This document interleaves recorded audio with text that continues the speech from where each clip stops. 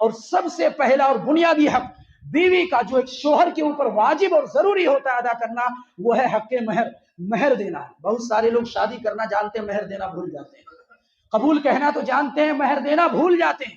کچھ تو ایسے ہیں، میں شروع میں ہی بات رکھ دوں، کچھ تو ایسے ہیں کہ بہت زیادہ مہر باندھ دیں گے، لیکن ادا کرنے کی جب باری آئے گی تو بیوی کا ہاتھ پیر پکڑ کر کے معافی طلب کریں گے، معاف کر دو، وہاں معافی کی کوئی گنجائش نہیں ہے۔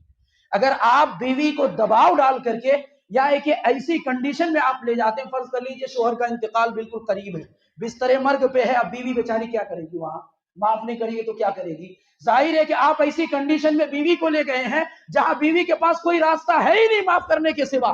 لہٰذا اگر آپ بیوی کے اوپر دباؤ ڈالتے ہیں یا بیوی کو کسی ایسی حالت میں لے جاتے ہیں جہاں بیوی کے لیے کوئی دوسرا اور تیسرا راستہ نہیں معاف کرنے کے سوا، لہٰذا وہاں اگر بیوی معاف بھی کر دے تب بھی اس معافی کا کوئی اعتبار نہیں، وہ جائز نہیں ہے۔ اس لیے کہ بیوی خوشی سے کہاں معاف کر رہی ہے؟